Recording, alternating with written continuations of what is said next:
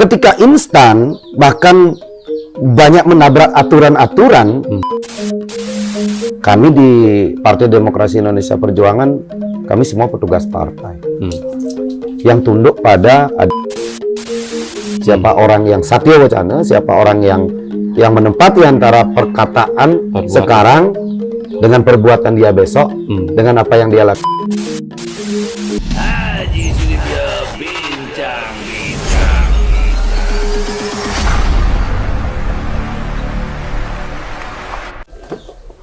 Om Swastiastu. Om Swastiastu. Ketemu lagi di channel BB News TV dalam acara Haji Sudibyo Bincang Politik. Hari ini kita akan membincangkan politik yang belakangan agak memanas. Kita bersama salah satu tokoh politik dari Kecamatan Tegalalang. Beliau adalah Bapak Wayan Ekayana. Beliau adalah politisi dari Partai Demokrasi Indonesia Perjuangan. Beliau sudah hampir 3 kali menjabat sebagai anggota DPRD Kabupaten Gianyar. Hari ini kita akan berbincang seperti apa politik terkini dan bagaimana beliau ini terjun ke dunia politik. Om Swastiastu berikan Swastiastu itu. Mungkin yang menarik pertama kali kita bicarakan adalah bagaimana situasi politik sekarang ini, baik di level nasional, di level Bali, bahkan di level Gianyar. Kira-kira seperti apa beliau melihat politik sekarang ini? Terima kasih Ji, luar biasa setelah sekian lama kita janji untuk bisa ketemu, ngobrol santai tentang bincang-bincang politik. Di satu sisi kita melihat politik di zaman sekarang sejatinya sama saja dengan politik dari zaman dahulu. Politik itu kan selalu dinamis. Dan kita sebagai aktor-aktor politik tentunya ingin politik ini betul-betul politik yang bertujuan positif dan mulia. Sejatinya setiap orang yang juga berpolitik pasti tujuannya baik. Cuman perspektifnya saja yang berbeda. Semua orang punya pasar, semua partai punya pasar. Tapi di satu sisi politik di zaman ini, tentunya yang juga politikus melihat secara nasional seperti tren sekarang, dramanya luar biasa. Artinya drama ini kan bagian dari mungkin intrik politik, ada mungkin kata pengkhianatan yang belakangan muncul, ada yang lain-lain lagi. Menurut beliau seperti apa sih sebenarnya itu? Kalau di politik sejatinya pengkhianat itu sudah biasa. Banyak pengkhianat, banyak yang pura-pura dekat, ketika ada mau, ada tujuan. Dan di dalam politik kan orang berstrategi politik. Strategi, tetapi strategi itu pada strategi yang istilahnya apa ya, strategi yang baik atau buruk, dalam artian strategi ini apakah akan mengkhianati atau tidak, itu kembali kepada pandangan orang juga. Nah, dalam pandangan Ekayana ini politik ini seperti apa? Kalau pandangan Tiang, politik ini adalah sebuah alat perjuangan bagi Tiang. Kalau kita tidak masuk politik, kalau kita tidak masuk partai, kalau kita tidak masuk sistem, kita keluar-keluar di luar nggak ada artinya, Ji. Keluar-keluar seperti anak saya lah, Dumun, waktu masih muda, banyak mengkritisi, banyak begini. Ternyata belum tentu apa yang saya lakukan itu benar. Nah, makanya pemirsa aja sih kita potong sedikit.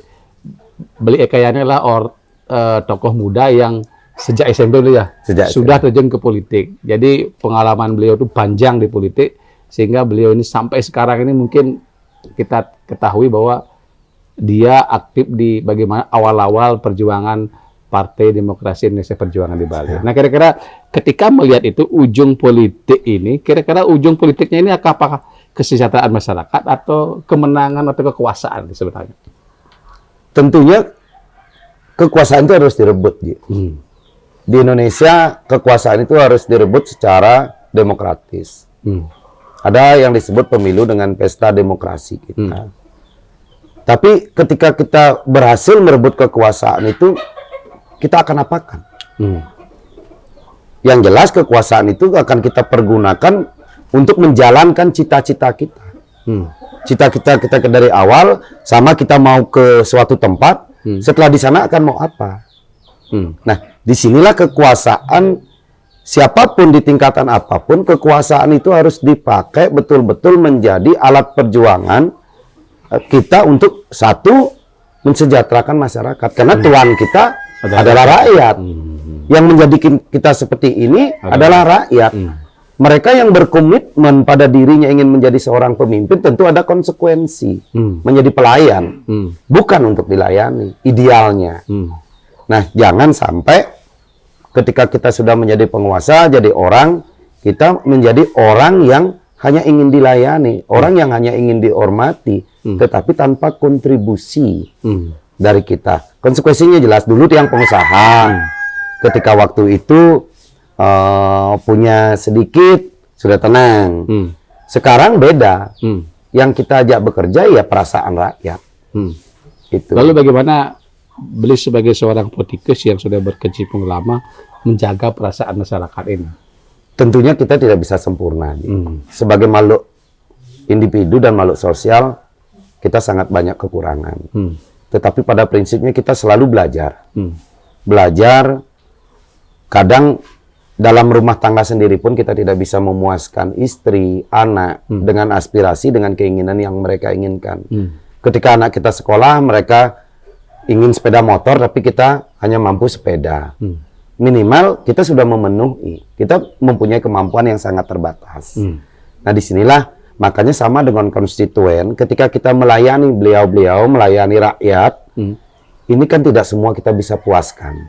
Kalau kita bicara masalah data, statistik misalnya, beliau ini kan terus mampu menjaga, artinya suara beliau naik, itu artinya beliau bisa memanage ini konstituen. Kira-kira apa strategi beliau sehingga suara beliau cenderung naik gitu? Tentunya strateginya mengalir, Ji. Mengalir, kita tidak merubah karakter diri. Tetapi kita merubah perilaku dan cara kita berpikir.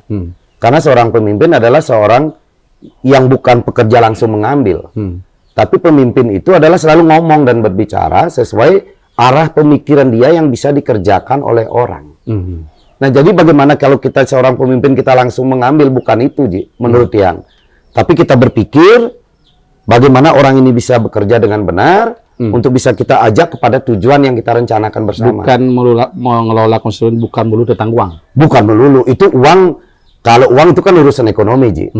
Kalau sekarang apalagi tren dengan bansos, hibah.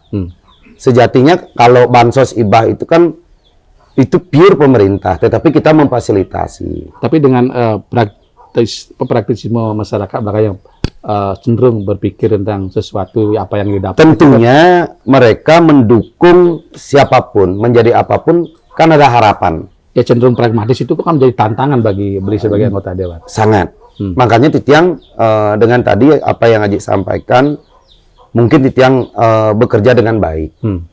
Selalu menjaga hubungan dengan baik. Sehingga kecenderungan untuk setiap perhelatan politik suara Titiang bertambah. Ini kan bukti. Kita tidak istilahnya apa namanya mengada-ngada. Niki buktinya. Tetapi di satu sisi hal ini tidak gampang membalikkan telapak tangan. Itu semua dari dukungan. Baik dari diri sendiri yang ingin selalu berubah, berbuat yang lebih baik, dari keluarga, masyarakat, dan orang-orang yang mempunyai kapasitas dan memberikan percayaan kepada kami. Pimpinan partai, pimpinan kami, tentunya inilah support yang Tiang dapat, yang belajar dari banyak orang yang berhasil, bagaimana cara kita untuk turun ke bawah, berhadapan dengan masyarakat, mencoba memenuhi aspirasi-aspirasi mereka, baik dari segi infrastruktur yang ingin mereka miliki. Sekarang kan cenderung masyarakat kita hal-hal fisik lebih dipentingkan. Ya, makanya Haji bilang pragmatis. Tapi bukan pragmatis, dan Tiang harapkan di pemilu yang akan datang, di pesta demokrasi yang akan datang niki, hal-hal yang seperti itu akan berkurang. Nah, kira-kira menurut Dekayana ini bagaimana menggeser ini dari sesuatu yang pragmatis menjadi sesuatu yang produktif kira-kira? Bagaimana sebagai penampung aspirasi masyarakat ini, apa yang kira-kira bisa dirubah ini? Ya tentunya kalau perubahan itu harus berubah dari semua, Ji. Berubah dari kesadaran. Kesadaran kita bersama, dan ketika kita mengabdi untuk rakyat, kita memberikan bukti. Sehingga mereka tidak perlu lagi urus-urusan pragmatis. Tapi ketika kita hanya datang, kita hanya memberi ketika mereka akan mendekati perhelatan politik, itu politik pragmatisme itu akan terjadi. Karena rakyat berpandangan, paling jani kan agak kelalih. Paling jani kan, ben mani besut kini agak kesengalih. Nah, dan itu pun bagi Titian yang dari awal sampaikan, kok semurah itu kita menjual harga diri. Sekarang kalau orang suka nyabung ayam, berapa beli ayam ajuan, Ji? Berjuta-juta mahal. Kadang kalau yang suka doggy, yang suka anjing, mahal. berapa sih harga? Jutaan. Kok suara rakyat di harga 100.000, 200.000, dan itu berdampak tidak hanya 5 tahun, tapi itu kan akibat dari kebijakan politik, program politik, baik dari eksekutif dan legislatif. Ini kan akan kita bisa rasakan selamanya ketika itu belum diganti. Nah, itu kan dalam tataran ideal memang begitu. Memang idealnya tapi seperti kalau itu. kita bicara yang sekarang ini kan bagaimana membuat masyarakat menjadi lebih mengerti bahwa politik itu bukan transaksional Ya. begitu, tapi bagaimana kita membangun kesejahteraan bersama untuk 5 tahun, 10 tahun ke depan gitu misalnya. Ya itu kembali yang bilang itu tugas kita bersama. Tugas kita bersama, aktor politik, tokoh masyarakat, rakyat, dan sekarang ada KPU. KPU juga mempunyai misi, mempunyai tugas sosialisasi bagaimana memberikan penyadaran politik ini kepada masyarakat.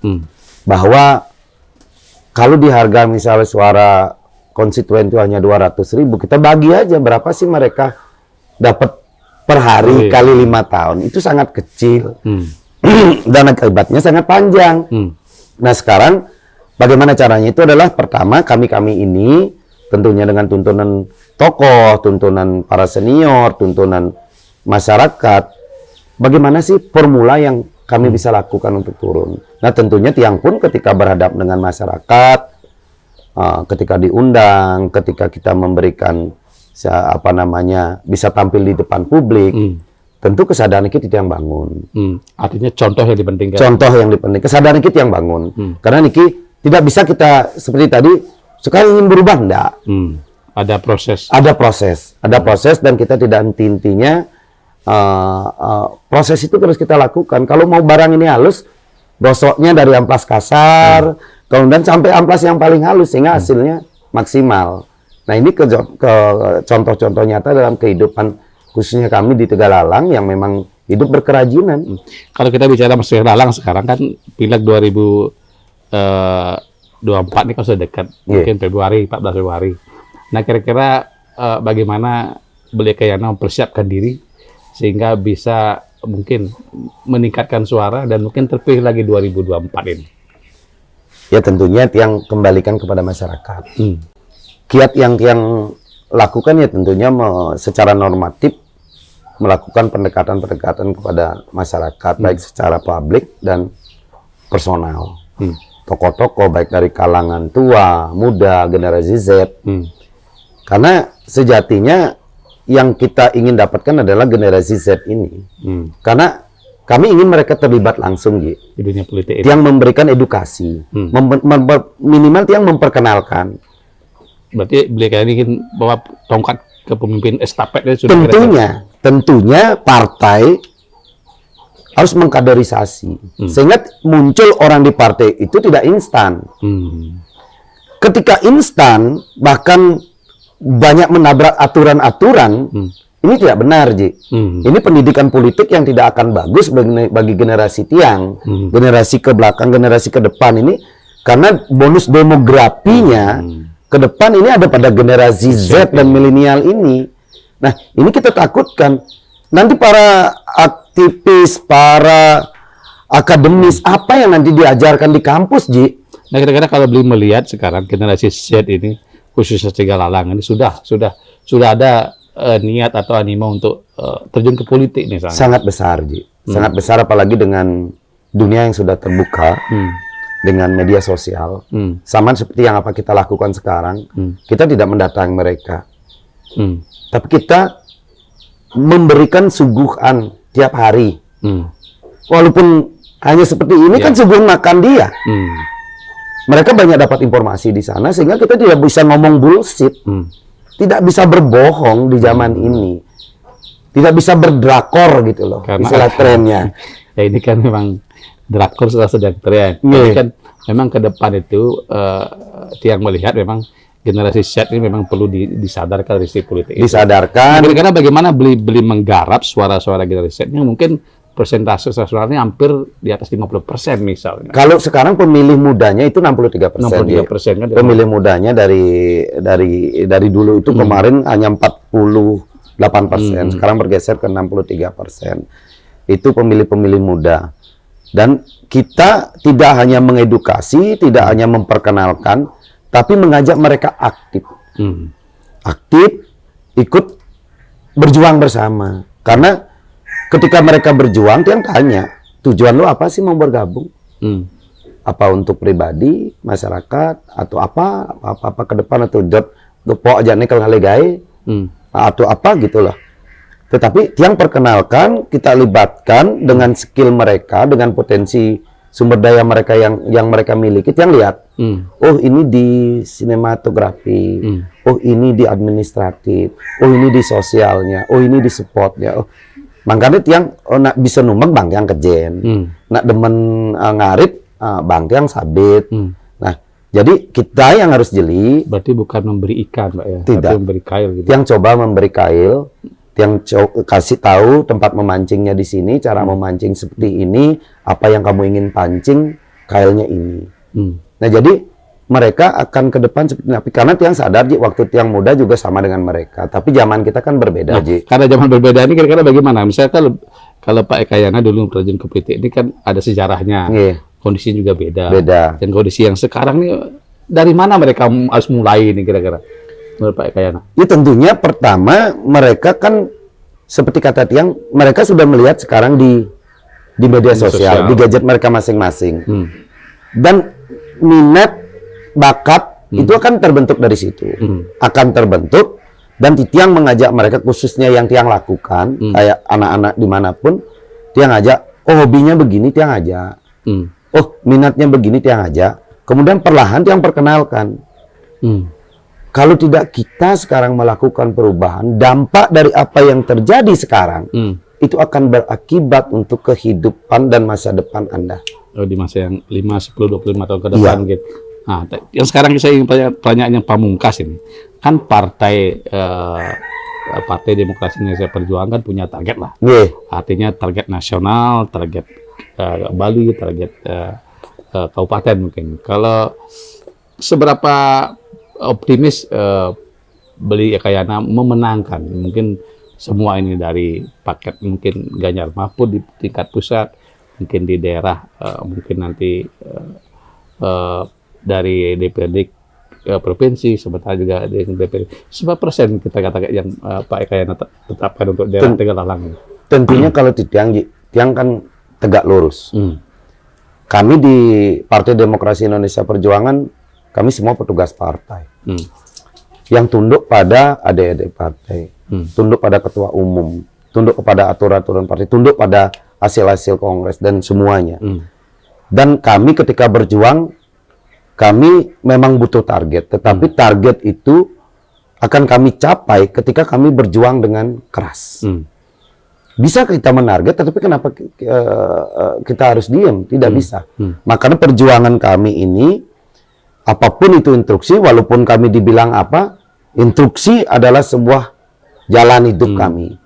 Kami tegak lurus dan target yang ditargetkan pemerintah, oleh pimpinan-pimpinan partai, hasil kesepakatan dalam kongres, dalam rapat kerja dan lain sebagainya, itu siap diamankan. Siap diamankan dan target maksimal yang ingin kita sampaikan. Target sesuai dengan dulu, waktu kita berjuang, dengan yang sudah lupa dengan kami, entah lupa atau bagaimana kami nggak tahu, tapi kami betul-betul tidak menduga hal seperti ini terjadi, bahwa inilah politik. Tapi politik itulah seni kemungkinan dan seni menghitung potensi. Dan targetnya adalah dulu menang sekian dan kami akan bertahan di itu dan syukur kami bisa meningkatkan. Kalau dulu kita lihat kan 96%. 96%. Kami optimis. Bisa seperti itu. Optimis. Tergantung seberapa keras kita bekerja dan berjuang. Hati rakyat yang bisa kita rebut bersama-sama adalah dengan sebuah kesungguhan, dengan sebuah ketekunan, keulatan, bekerja keras bersama rakyat. Karena perubahan itu hanya akan terjadi oleh keinginan rakyat banyak. Semua terjadi karena keinginan rakyat. Keinginan rakyat. Lalu bagaimana Pak Eka Yana menangkap sampai sejauh ini keinginan rakyat? Khususnya rakyat Bali. Rakyat Bali seperti apa? Rakyat Bali sekarang lagi dalam rasa yang terkejut, tidak percaya, bingung, kok bisa, gundah gulana. Tetapi rakyat Bali konsisten karena di Bali percaya dengan karmo pale. Itu karmo pale. Dan kami tidak akan bilang seperti apa karmo pale itu. Orang Bali buktinya konsisten. Dia ada berdiri pada sebuah kebenaran. Siapa orang yang satya wacana, siapa orang yang menempati antara perkataan sekarang dengan perbuatan dia besok, dengan apa yang dia lakukan, makanya bukan strategi yang tidak bisa ditebak, bukan arah politik yang tidak bisa ditebak yang bagus, karena sejatinya arah politik yang jelas, perilaku yang jelas, itulah seorang politikus yang baik. Ya, terima kasih. Terima kasih, Haji. Sahabat semeton Aji Sudibyo, bincang-bincang politik dimanapun berada. Tadi sudah kita berdiskusi panjang dengan salah satu tokoh muda di Tegalalang, bagaimana politik itu, seperti apa politik itu, dan bagaimana politik itu di tahun 2024. Jelas, tegas arah daripada Pak Eka Yana, bagaimana tegak lurus dengan mungkin partai. Jadi oleh karena itu, mari masyarakat Bali kita pilih mungkin wakil-wakil kita yang memang betul-betul berjuang untuk rakyat Bali. Demikian dulu Aji Sida untuk Pramasanti. Om Santi, Santi, Santi, Om. Haji